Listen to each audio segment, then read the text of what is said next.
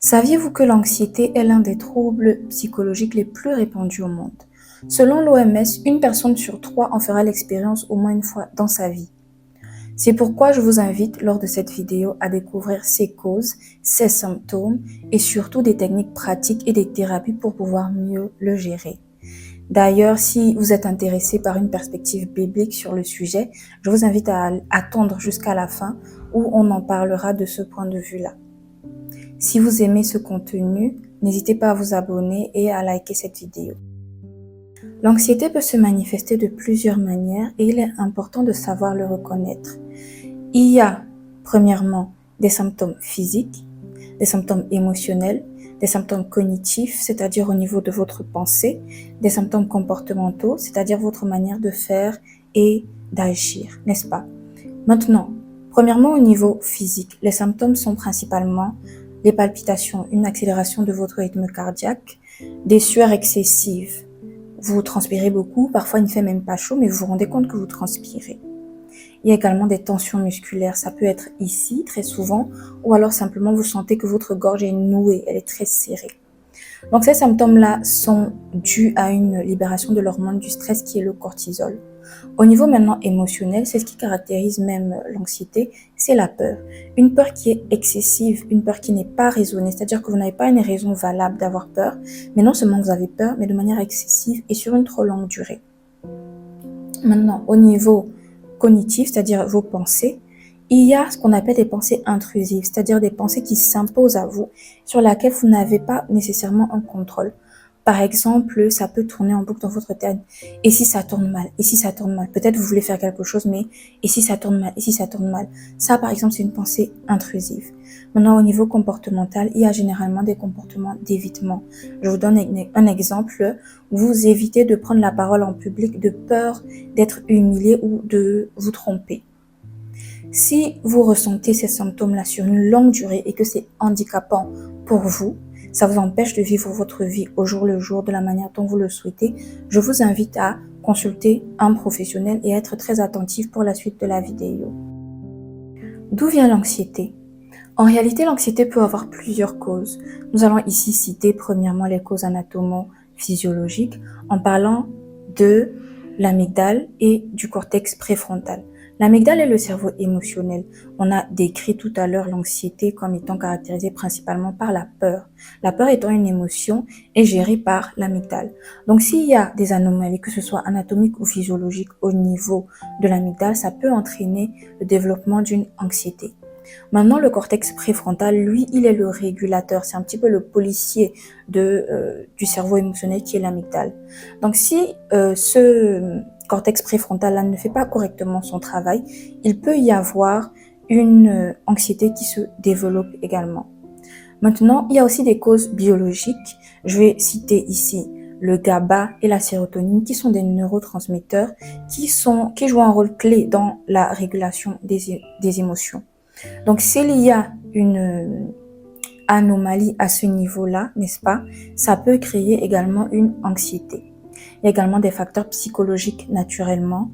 Et je vais citer ici le catastrophisme. Par exemple, je vous décris donc le catastrophisme. C'est lorsque vous vous dites, par exemple, si je rate ça, tout est terminé. Si je rate ça, ma vie est finie.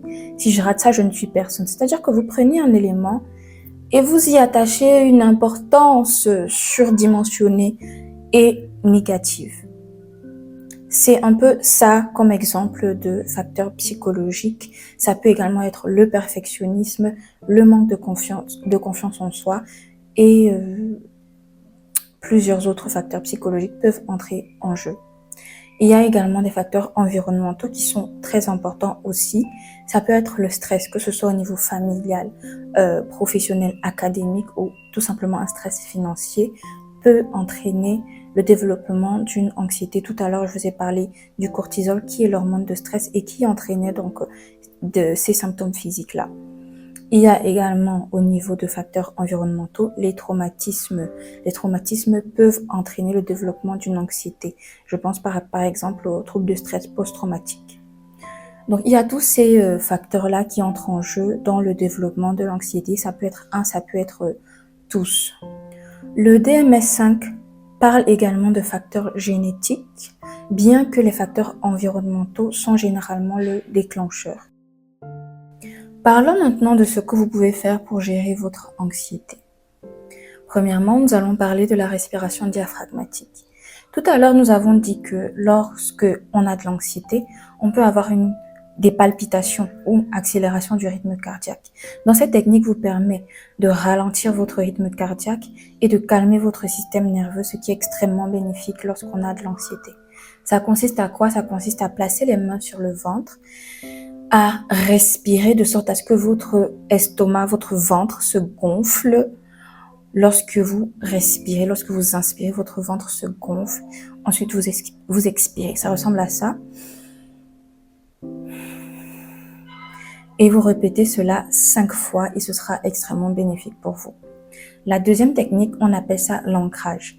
Ça va consister à citer 5 choses que vous voyez, 4 choses que vous touchez, 3 choses que vous entendez, 2 choses que vous sentez et 1 chose que vous goûtez. Le fait de faire cet exercice vous permet de vous distraire du sujet de votre anxiété parce que souvent, la peur, elle se fixe sur un certain sujet. Donc, le fait de vous concentrer sur la recherche de 5 choses que vous voyez, de 4 que vous entendez, etc., etc., ça permet de de détourner votre attention de ce sujet d'anxiété-là. C'est l'ancrage.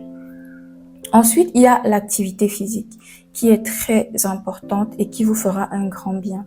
Les recherches prouvent que même juste 30 minutes de marche par jour permettent de réduire l'anxiété. Il y a le fait de faire le journaling.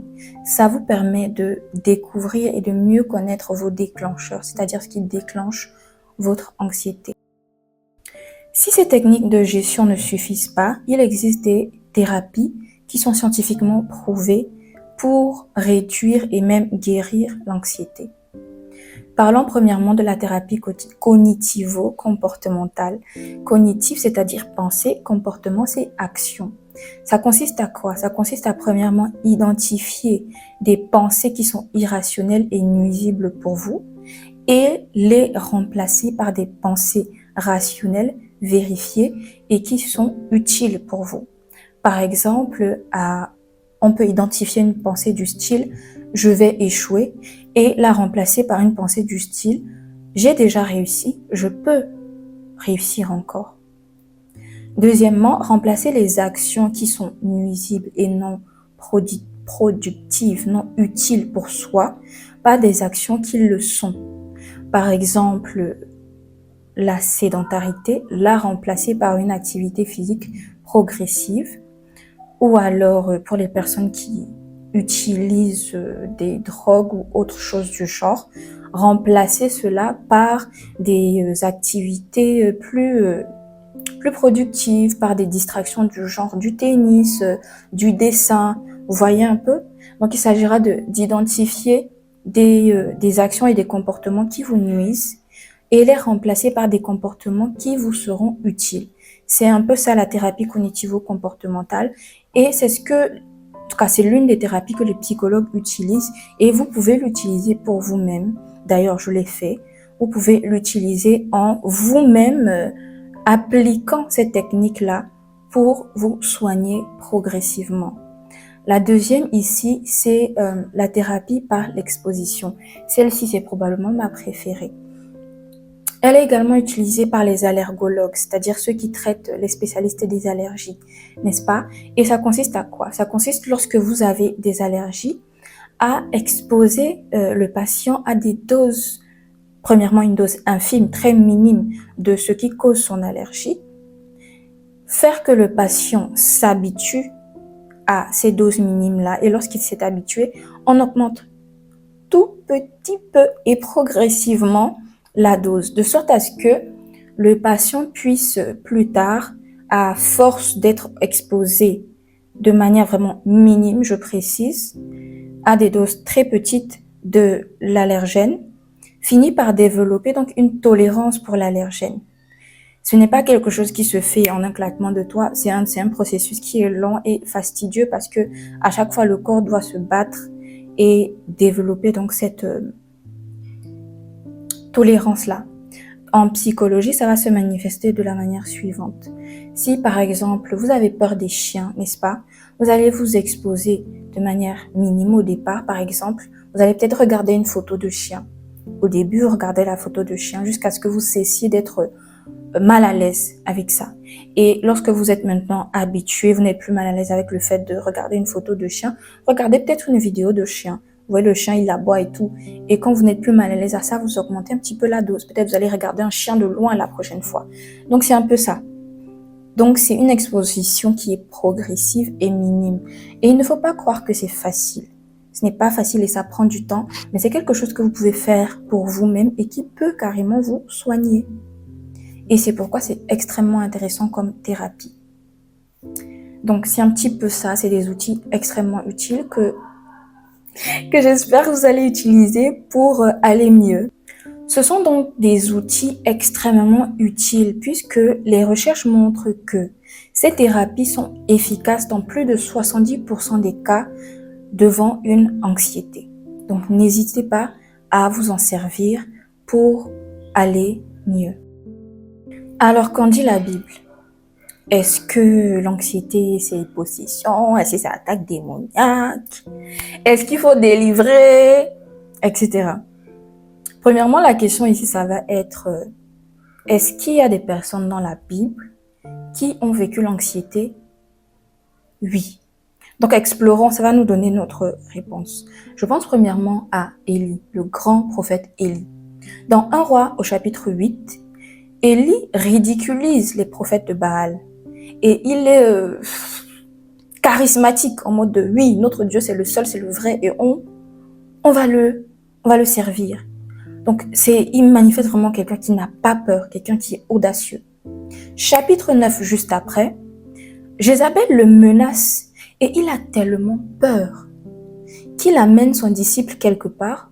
Ensuite, il marche jusqu'à un endroit caché dans le désert. On dit qu'il se couche là-bas et il demande la mort à Dieu.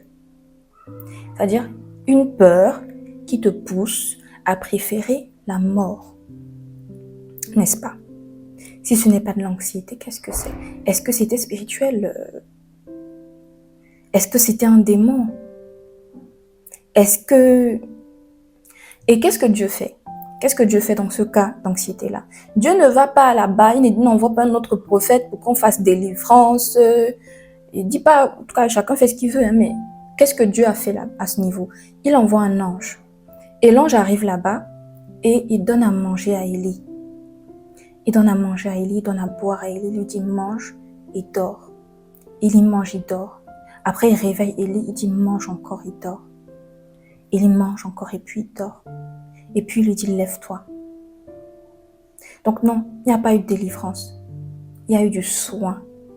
Il y a de l'attention et une démonstration d'affection de la part du Seigneur. Deuxièmement, je vais parler de Jésus. Oui, de Jésus. Quand Jésus était à Gethsémani, je pense bien, en tout cas avant qu'on ne le crucifie, il est dit qu'il a prié et qu'il a transpiré du sang. Il avait peur. Jésus, notre Seigneur, notre Sauveur, avait peur. Une peur qui l'a fait transpirer du sang. Est-ce que j'ai besoin d'en dire plus? Donc, ce n'est pas quelque chose qui est du monde. Ce n'est pas quelque chose qui est anti-biblique ou qui nécessite nécessairement prier, toujours prier, mais aller consulter. Et oui, tout à l'heure j'ai parlé de journaling et c'est encore plus puissant lorsqu'on est chrétien parce que la parole de Dieu dit dans Philippiens 4 verset 7, je pense, ne vous inquiétez de rien, mais faites connaître vos besoins à Dieu en toutes choses. Parce que l'anxiété, c'est de l'inquiétude, n'est-ce pas? C'est une peur. Ne vous inquiétez de rien, faites connaître tous vos besoins à Dieu par des prières et en lui rendant des actions de grâce. Donc quand je dis aux autres journaling, genre écrivez dans un journal, à mes frères et sœurs chrétiens, je dis ouvrez, créez un journal de prière et quand ça ne va pas, dites à Dieu, écrivez à Dieu, Seigneur, il y a ça qui va pas. Et n'oubliez pas la partie action de grâce. Quand tu as fini d'écrire ce qui ne va pas, va aussi écrire tout ce qui va pas. J'aime beaucoup la chanson qui dit que compte les bienfaits de Dieu, tu verras en l'adorant combien le nombre en est grand et ça te fera du bien. Rappelez-vous que la peur est une émotion normale. Cependant, si elle devient excessive et qu'elle vous empêche de vivre correctement, il est important de rechercher de l'aide, notamment en consultant un professionnel. Si vous avez aimé cette vidéo, abonnez-vous, on en parlera de d'autres troubles psychologiques et une fois par mois, on fera des vidéos sur l'intelligence émotionnelle, comme je vous ai promis dans la vidéo précédente. Allez, si vous avez aimé, likez, partagez, abonnez et à la prochaine fois.